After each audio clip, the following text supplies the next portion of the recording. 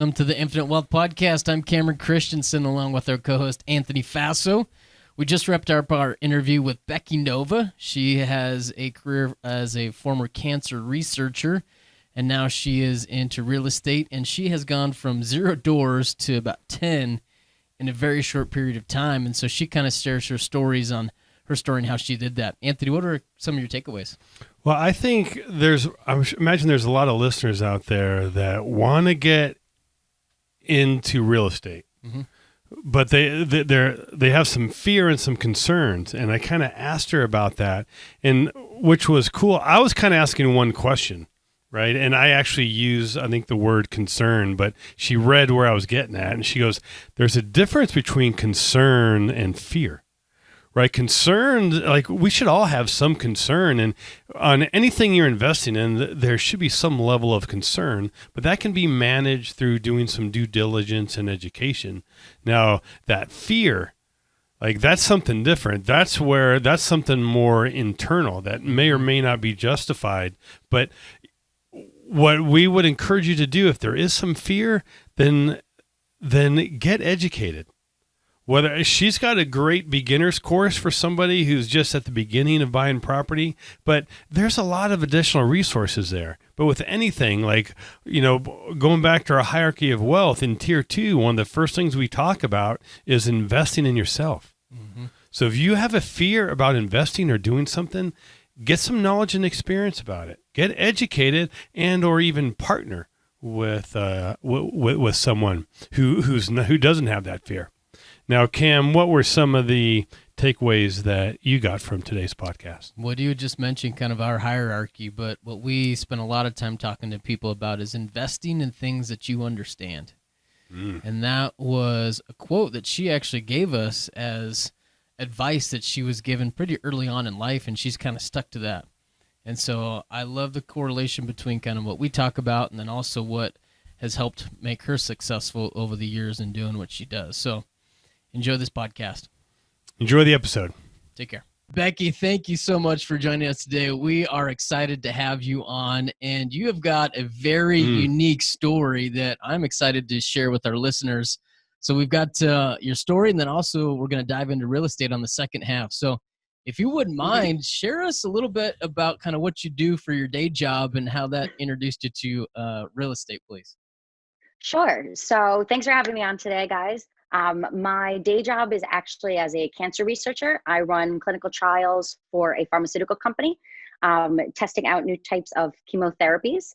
So that's been my job, my career that I've been in for probably a little over 10 years. But as we're probably going to talk about a little bit here, I have worked in this field. I have left this field. I have come back to this field, and I plan on leaving it again soon. Awesome. So what I heard you is probably a similar sentiment there is you like your job, but you're not in love with it. And so how did real estate come into the picture for you? Sure. So I hate having to say this, but I have to give credit where credit's due. Real estate came into my life because of my husband. And there's not many times that we like to say the "I told you so" to my partner, but my husband is completely allowed to say this to me. He's the one that got me into real estate and got me completely hooked and really helped me be able to find my passion in life. And he loves reminding me that he was the one that got me there. But no, this was not something that I ever planned on doing. I have been an entrepreneur for most of my life when I then left cancer research at different points in time. And I had always loved being my own boss, but I never thought that real estate was ever something that I could do. I never thought I would own my own home, let alone now owning other people's homes. So it's been quite a journey, I have to say. Okay, so tell us, you left your job, then you came back. So can you expand on that? Sure.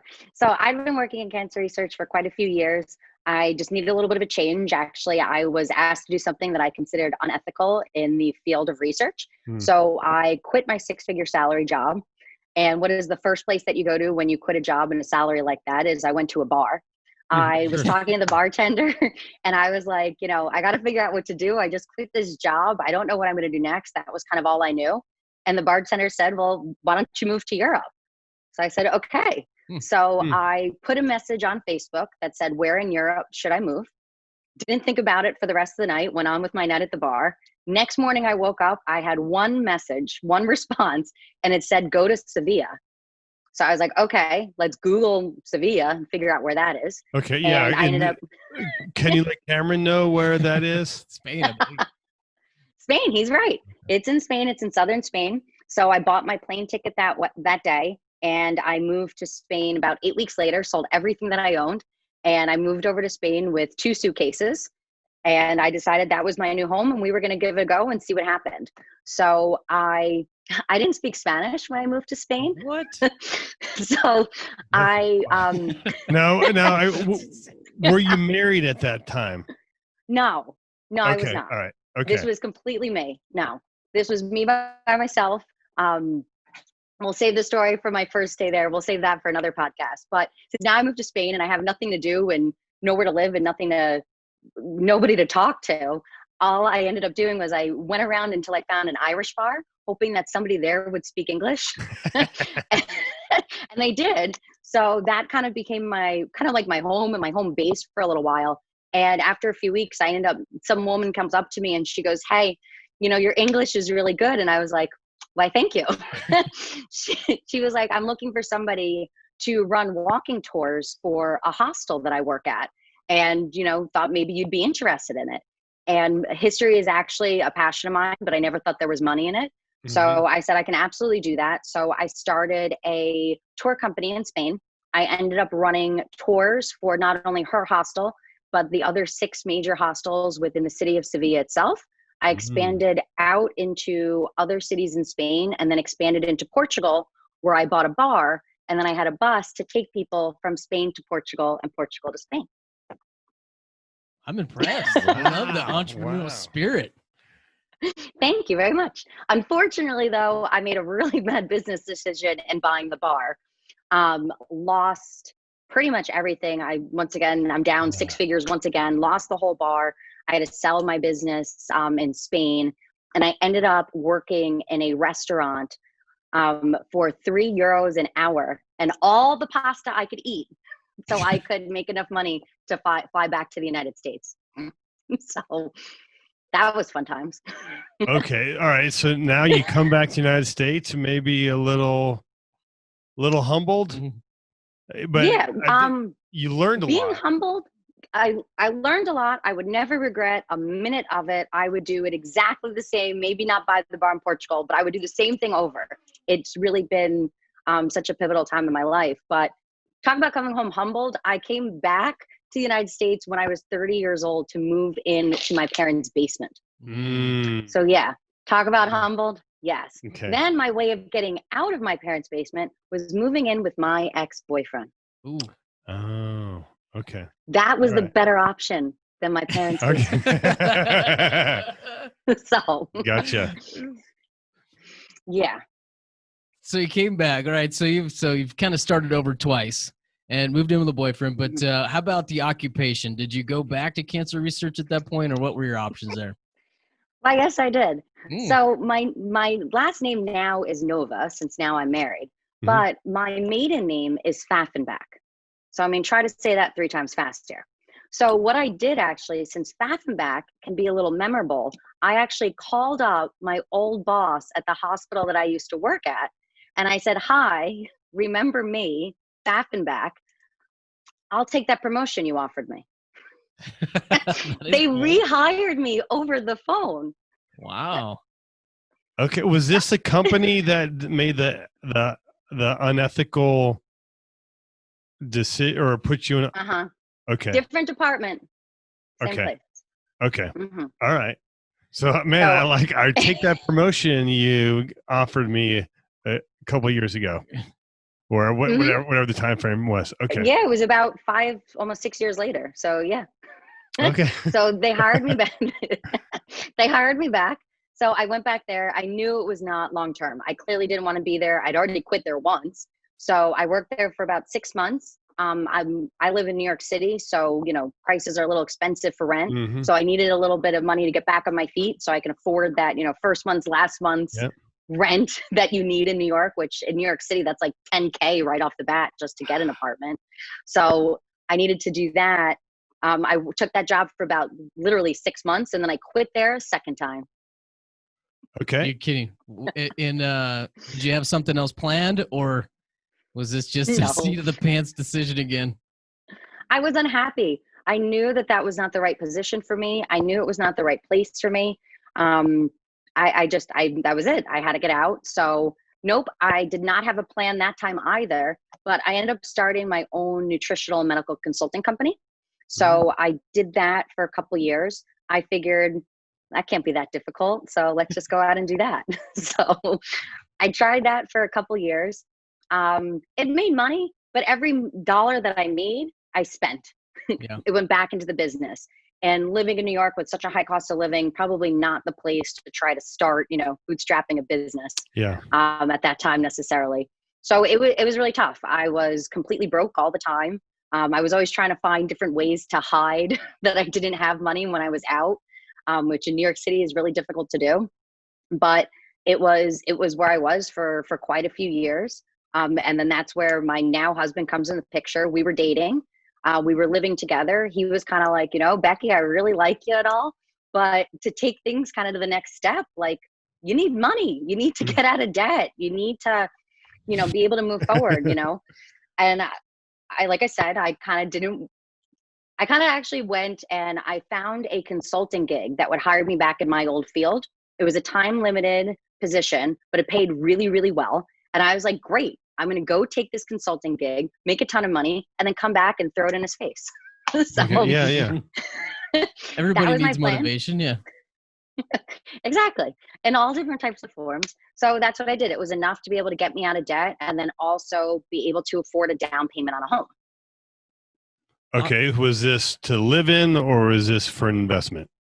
This was to live in. Our plan at that point in time was still my husband is an immigrant from the Dominican Republic. Mm-hmm. So Anthony, it would have been great if he came with me to Spain. That's why I asked. Yeah. Yeah, no, that was all me on my own. But it helps me now because now being with him and his family and having some semblance of Spanish is really nice. But it was still, for him, it was very much, he moved here with that American dream. He really wanted that home, the white picket fence, that whole thing. And I was just kind of like, I don't want to be living paycheck to paycheck. I don't want to be just paying out my mortgage. I was like, there's got to be a way that we can make money by living, that we can find a way to be able to increase our wealth by buying property instead of decreasing our wealth. Like there had to be a better way. So I said to him that I thought we should continue to stay living in the city where we were, but that we should look for a multifamily. And I always tell people, I thought I was like so original in coming up with this plan to live in a multifamily property. I thought I was the only one that was smart enough to figure this strategy out. I had no idea anything about real estate investing at that point in time. I never heard the term house hack. I never listened to a podcast, read a book, anything about real estate. I'm noticing a theme in my own life here is I just kind of jump ship often. So it's a good thing I land on my feet. So tell us about that first property that you bought. Sure. So once again, buying in New York City, incredibly difficult to buy in the Bronx. We were just getting absolutely blown out of the water. People were coming in over ask, in cash. Our little piddly owner-occupied loan really wasn't getting us very far. Mm-hmm. So actually the realtor that we were working with at that time suggested we look a little bit outside of New York City. So we ended up buying in Yonkers, which if anybody knows the area, it's about 15 minutes away. But it's just over that county line. It's fantastic. So we found a duplex that was there. Okay. We ended up also in a bidding war for this first duplex, but it was only against one other person, which worked out fantastic. So we were able to get it. Here's a fun story for you. Since things are so competitive here, once you get that accepted offer, you really want to make sure to be able to get your inspection done and get the contract as soon as possible, because technically somebody else can come in, offer more money, and then there goes the property that you thought you had. So we got my husband actually looked at the property on a Friday. I didn't even see it when we put in the accepted offer. To me, the numbers worked. I wasn't even living paycheck to paycheck. Fine by me. He's pickier than me anyways. So if he liked it, I like it. So I saw the house that Friday night, worked out for me. I was nervous all weekend trying to get to Monday for this inspection. Finally, Monday comes for the inspection. I'm coming up from the city on the train. My husband drove to the property first and met the inspector, and he calls me on the train and is like, we have a problem. And I'm like, no, I made it through this whole weekend. Yeah. What could possibly be the problem? We're so ready for the inspection. And he goes, check the pictures I just sent to you. I look at the pictures. Someone had vandalized the front of the house and spray painted racial epitaphs in hot orange all over the front of this property we were going to buy. You're kidding me. No. And we were like, well, this is kind of weird. Like, it just didn't fit in the neighborhood. It just didn't make sense. And also the handwriting, we were like, that's really kind of like nice little like bubbly kind of girl writing, right? Like, have a heart as the eye. Yeah. On the really inappropriate word, basically that's what it looked like. Okay. Karen, that's absolutely what it looked like. And we were like, this doesn't make sense. Come to find out later on, we didn't own the house, so nothing we could do at that point in time. But the police actually showed up while we were doing our inspection. The fire department showed up to like power wash off these words. Oh, wow. It was insane. It was nice. We got to meet all the firemen and all the police, and all of our neighbors came out. So it was nice to meet them for buying the house. But we came to find out that apparently the one other couple that we were in the bidding war with were really, really unhappy that we ended up winning the property. So they were basically trying to scare us away. Yeah. Wow. Also a reminder, this is the importance of your neighborhood security cameras, because it was picked up by one of our neighbors' cameras. Wow. Oh, nice. Was there some consequences that came along with that, hopefully? Unfortunately, since it wasn't our house at the time of the incident, I was not privy to that information. Oh, okay. So that was the first duplex.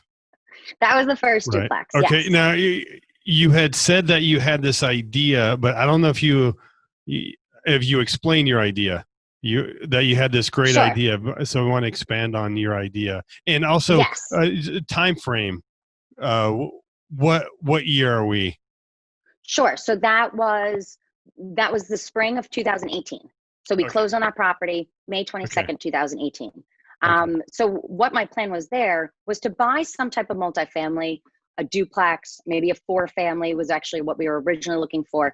But the idea was that if we could live in one unit and rent out the other units, then we would have rental income coming from there that would at least help within our mortgage and possibly even lower our monthly payment. Mm-hmm. Or would maybe completely cover what our mortgage payment would be. So that was the idea, was to keep our cost of living as low as humanly possible. Where we were living in the Bronx, one of the ways that we were really able to get out of debt and be able to save money for a down payment, especially in a place like New York, is we were able to have a high savings rate. And we had a high savings rate because we sacrificed for a couple of years living in a cheaper apartment in the South Bronx.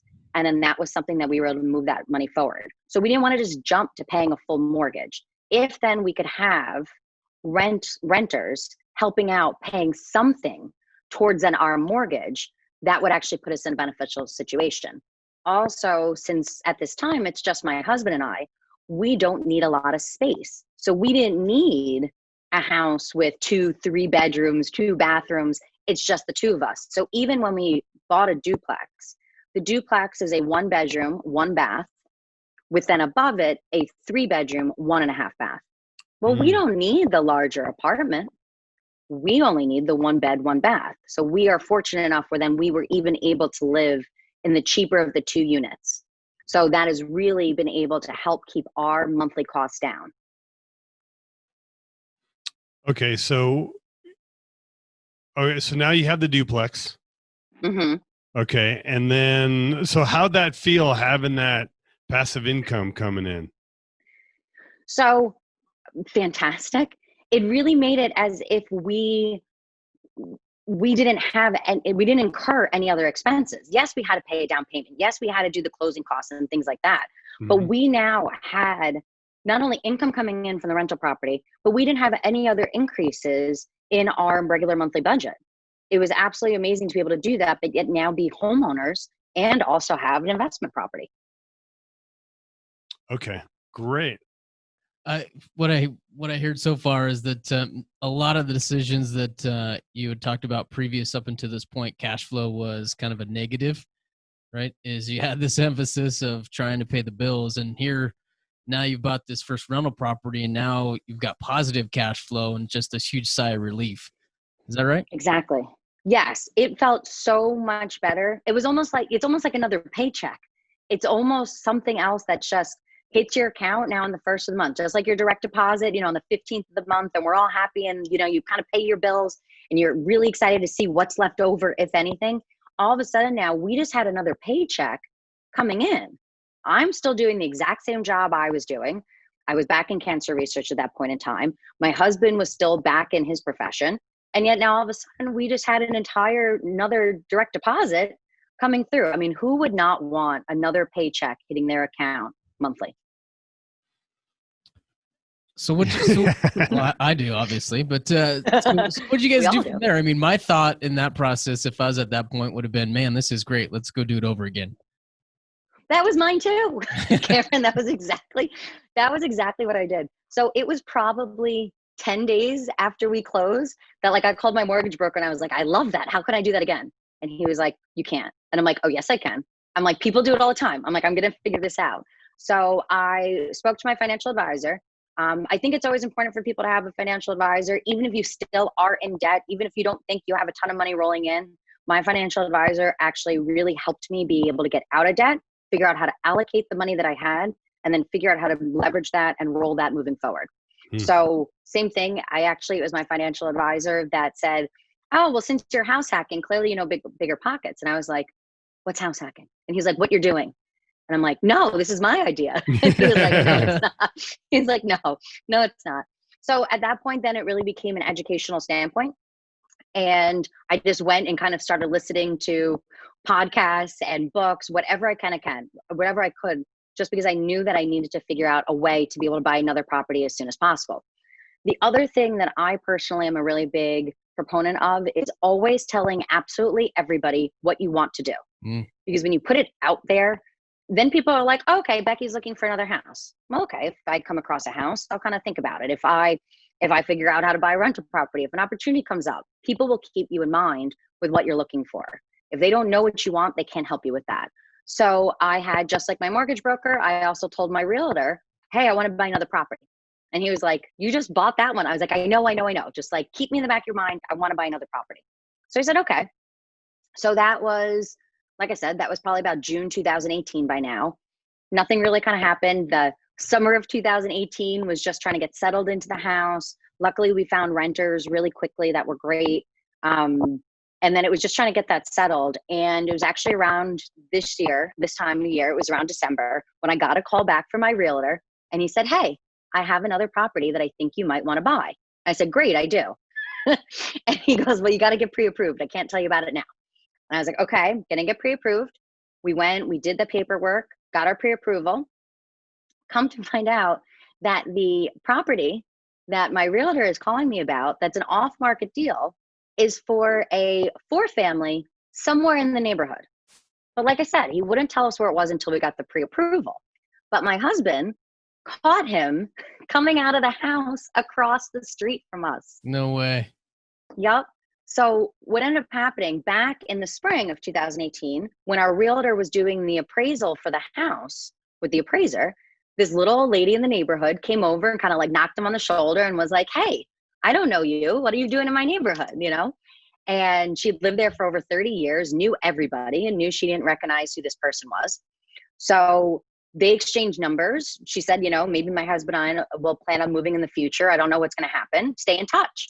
So they stayed in touch. And since I stayed in touch with my realtor, I got the phone call in December saying that the little old lady across the street was looking to sell her 4-plex. Okay. So, all right. So now we got another one. Mm-hmm.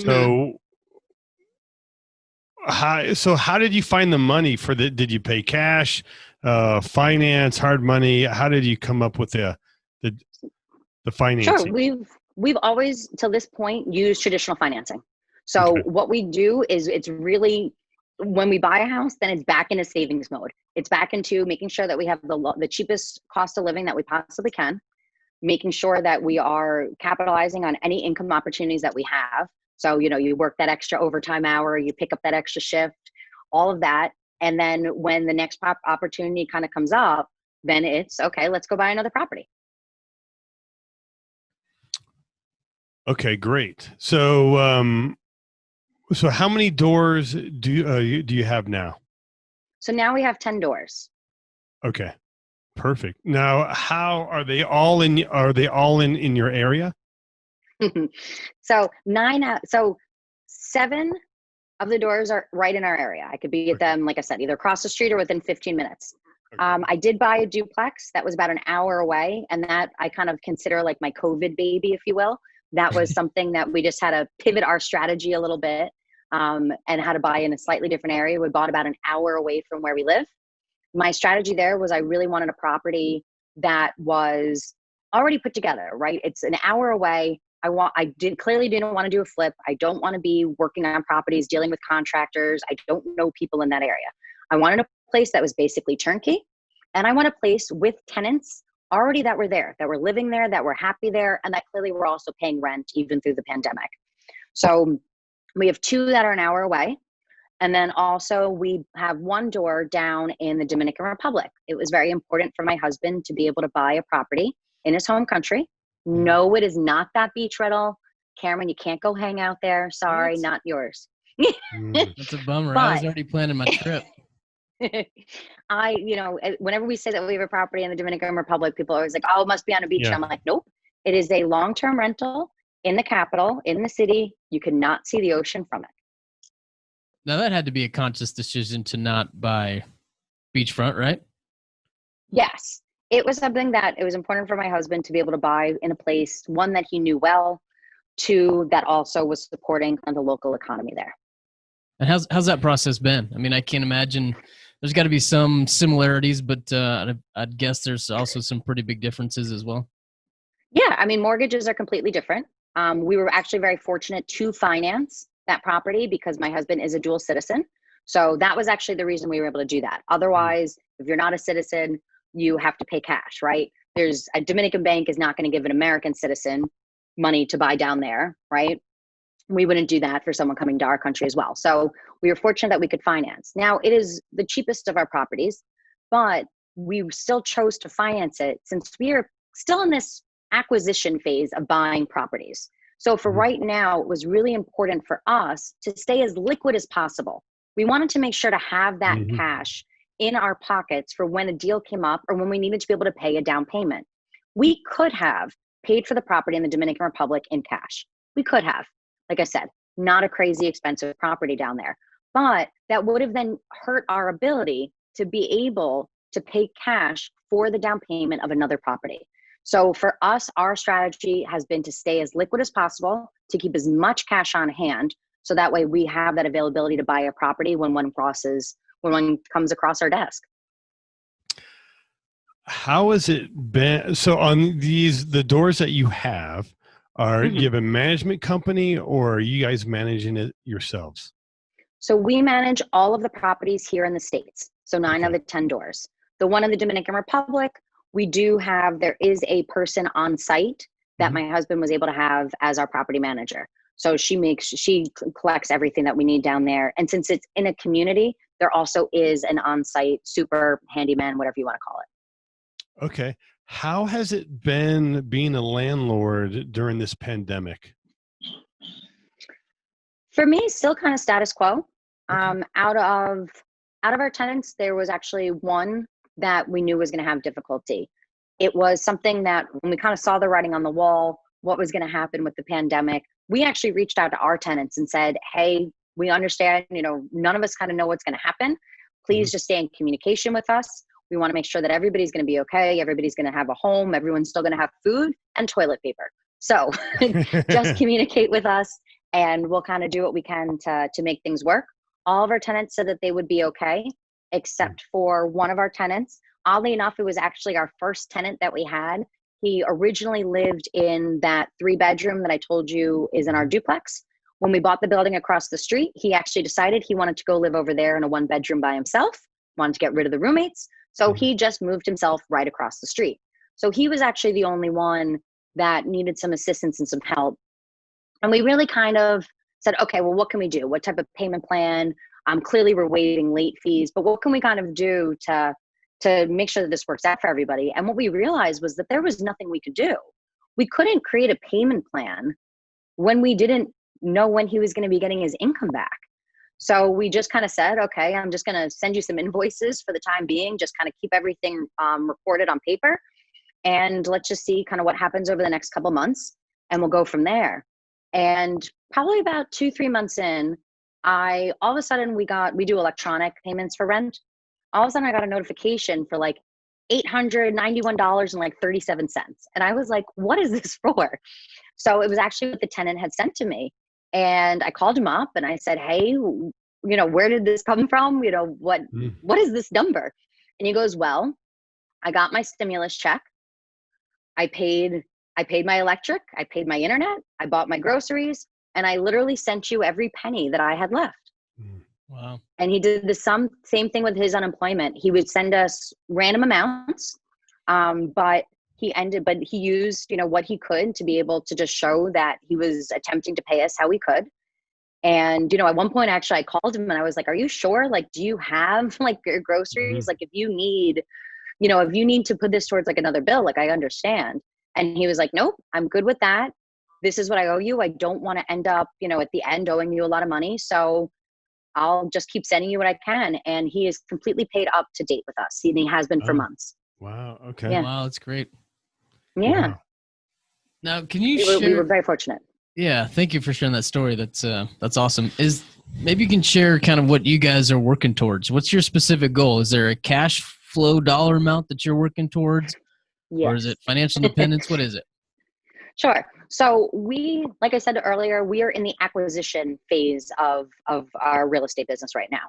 We know kind of what that number is, our cash flow that we want to get to on a monthly basis to be able to just say like, that's it. I'm leaving this field again.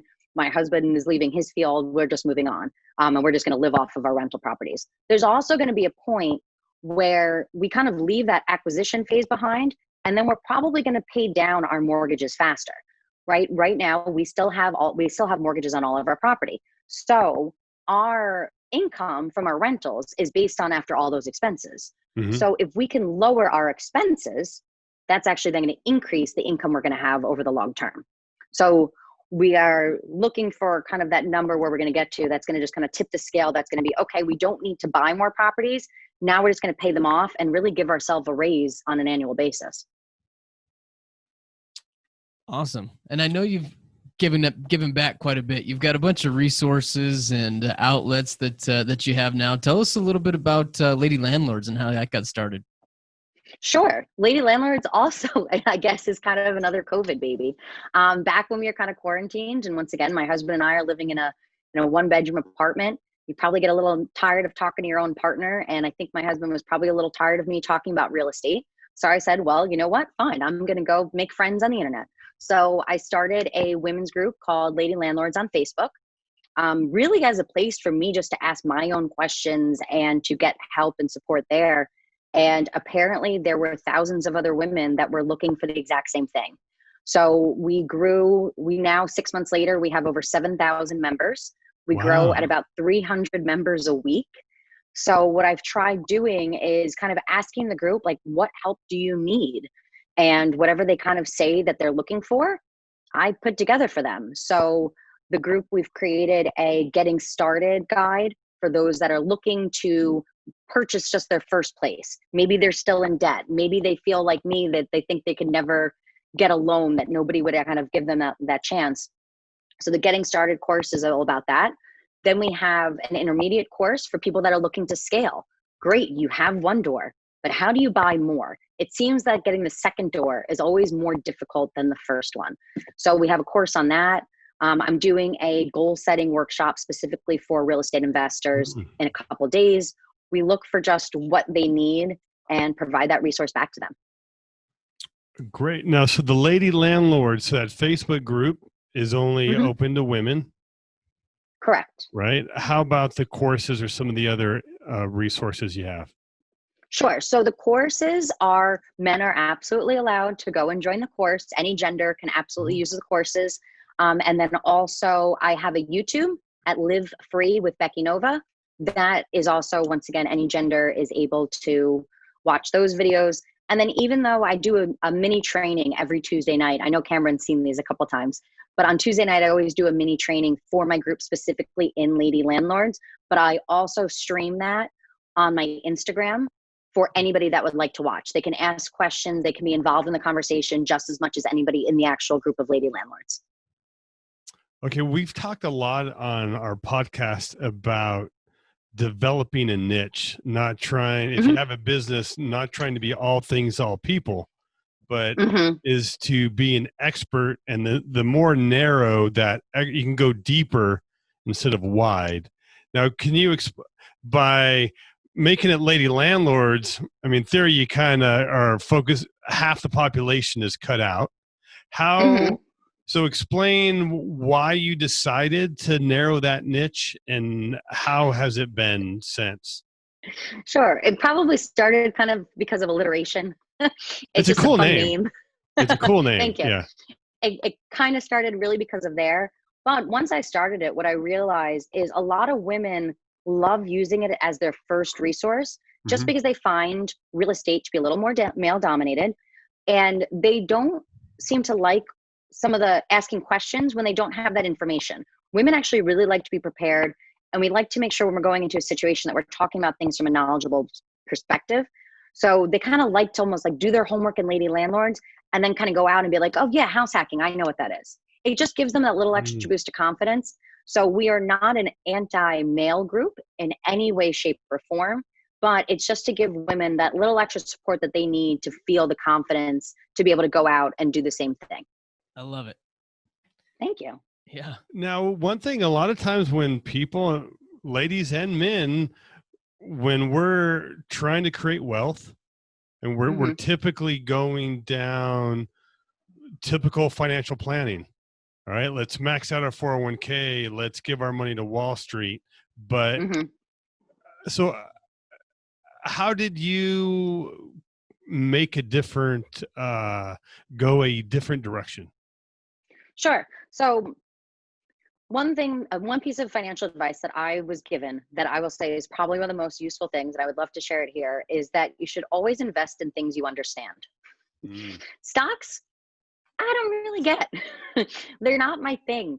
I've tried learning them. I'm sure I could. I think I'm absolutely capable of learning it, but it just doesn't click with how my mind works as much as rental properties.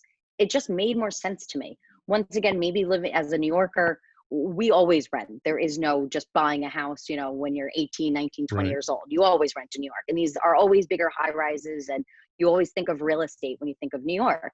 So maybe I was just a little more primed to how that situation worked. That just made it easier for us. But once we were able to kind of get that first property, it just seemed to make the most sense for us. And I just kind of went with what I know. We definitely diversify. We have money in other places, but we do look to real estate as our biggest wealth building tool.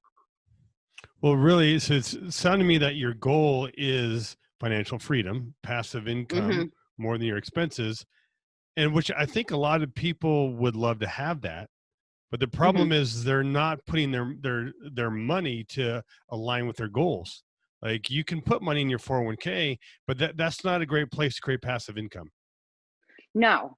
And I think you need to, like, I am such a big proponent of planning and goals and figuring out really like what you want, like your why in life and what you're trying to get to is incredibly important. So once again, for those of us that want that financial freedom, you're right. Real estate is going to help get you there a little bit easier than putting money in your 401k that you're not going to see until your retirement age, or traditional retirement age, right? We're all trying to find the untraditional retirement age, but that's not going to necessarily get us there. So you have to use the strategies that are really going to put people in the right places to get what you specifically want.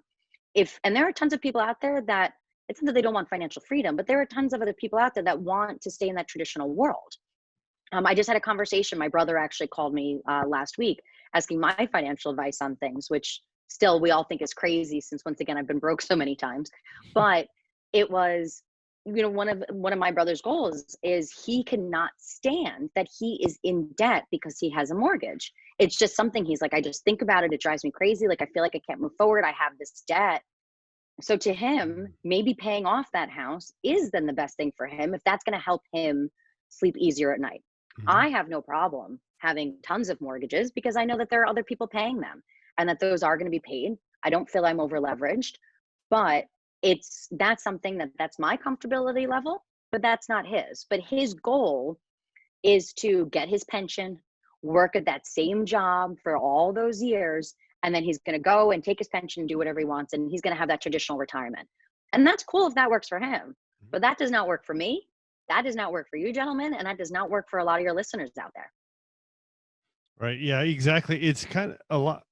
I'd like to dive in more at some point on what we do have. It's taught in us somewhere that we want to own a home and we don't want a mortgage.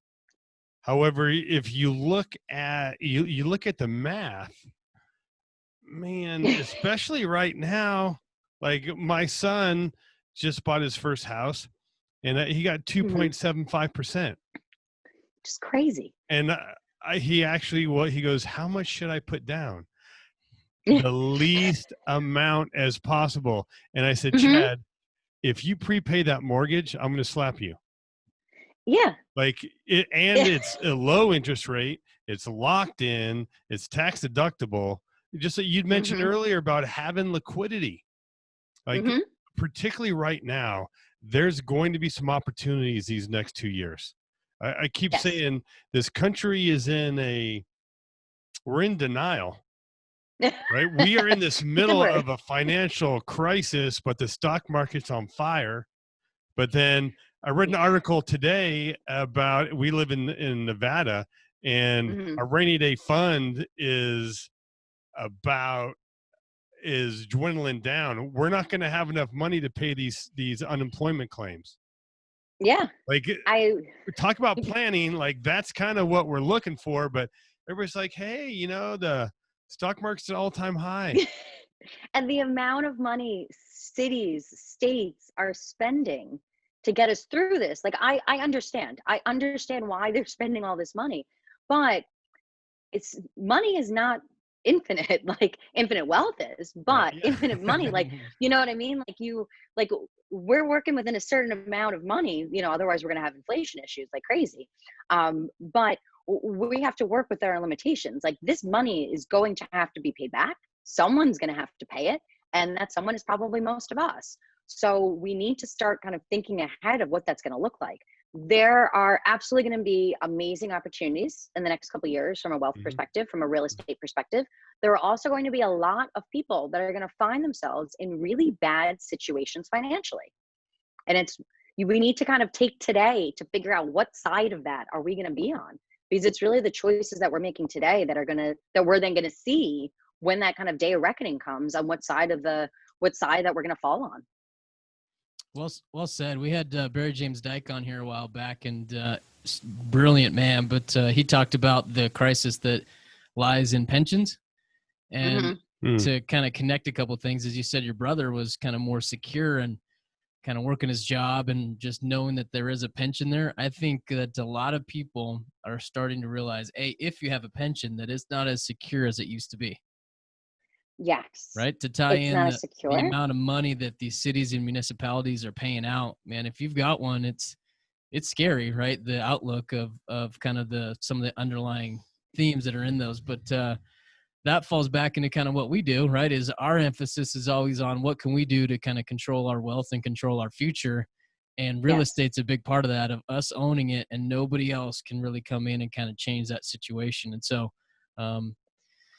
as pensions and that kind of the traditional strategies, people are starting to realize they're not as safe and secure as they used to be, unfortunately. They're not. And people also, we have to take kind of our own individual responsibility for what our situation looks like and for what we want to have happen.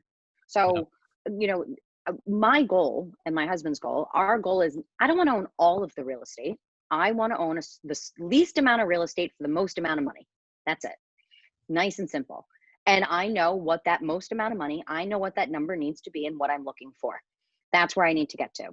My number, my plan, my strategy is completely different than both of yours and to each and every single one of your listeners. We need to be able to take the information that's out there, educate ourselves, but we still have to realize that we have to make the decisions that are best for us. Like I said, I'm not going to go and pay off one of my mortgages because that's what my brother feels is his best idea. That's great for him and for what he wants to do. And my opinion about what he wants to do is just that. It's my opinion. But we all need to say, well, this is what's best for me to get me to the goal that I have and what I want to see in my financial future. Now, a lot of our listeners, I believe, are interested in real estate. And I think maybe many of them haven't pulled the trigger. Okay. Right? So they're oh, did you say why? Or no, I said okay. Okay. But what would you tell somebody who's like, like a newbie who has some concern or fear about real estate? Sure. I find those actually two separate things, a concern and fear. A concern is almost an education point. A concern is, hey, I don't know how to do this. It's almost tactile. It's something that you can learn, something that you can fix. Then your concern's gone. Your fear, on the other hand, you are then your own worst enemy. If fear is what is stopping you, then that you need to find a way to get past that. We always hear, especially in real estate investing too, you always hear that term like analysis paralysis. There has to be a point where you are saying, my want, my why is greater than my fear. Otherwise, you're not going to be able to create change. You have to be able to take some risks. I'm not saying go make completely random decisions, but you need to answer all your concerns, get that information, and then say, okay, now that I know that, I can now move forward. And you have to take that leap of faith. If this, once again, it's kind of one of those, like, if this was easy, everybody would kind of do it. I get it. It's money. We're afraid to make mistakes. We're afraid that we're going to lose time. We're afraid of not doing the exact perfect thing. And listen, it's never going to be perfect. The first duplex that we bought, we made a huge mistake on. Our attorney, unfortunately, was not the best choice for us. The house had a couple of clogs, a couple of leaks in it. And when we did the walkthrough, we went to the closing. We talked to our attorney, talked to the seller's attorney. Oh yeah, don't worry, the seller will do it tomorrow and take care of it. We said, okay, sounds good to us. Not a problem. All of a sudden the seller comes the next day. He looks at it and he goes, oh, actually that's going to be way too much money. I'm not going to do that. We then ended up having like leaks through 4 floors of this duplex. I mean, it was a disaster. It cost us a ton of money. We had to sue our real estate attorney. I mean, it was a disaster. It wasn't perfect. But you know what? We did it. We got it. We worked through that. And then we said, okay, you know what? We're ready to do this again. Nothing is ever going to be perfect. But if you're not even in the game, you really can't sit on the sidelines and judge. Ooh, that's a good one. Well said. Yeah. The thought that came to mind there was you'd made a couple references to babies, like COVID babies. This is what I've kind of built over this time frame. And real estate kind of reminded me of having children. Right? Yeah. There's a ton of headaches along the way. But at the end of the day, you wouldn't trade it for anything. Right? So no. So a lot of times people will focus on those headaches, but man, if you look at the upside, man, you ask anybody that they wouldn't trade anything, right? So my brother and my sister-in-law, they have a couple kids. And I was talking to my sister-in-law the other day, and she was kind of saying, it's between being pregnant, giving birth, and those first few months they're always like, that's it. No more babies. We're not having another kid. We're up all night. We're exhausted. We're never doing this again. And a couple months later, then you're like, okay, let's another one. And then the same thing. They said that for their second one too. It was the same thing, that like, no way, we're never doing this again. And it's the same way. You buy the property, you go through a couple months of stress. Especially when you're doing rentals, it takes a couple months to kind of get tenants in there, get them settled, get best practices put in place.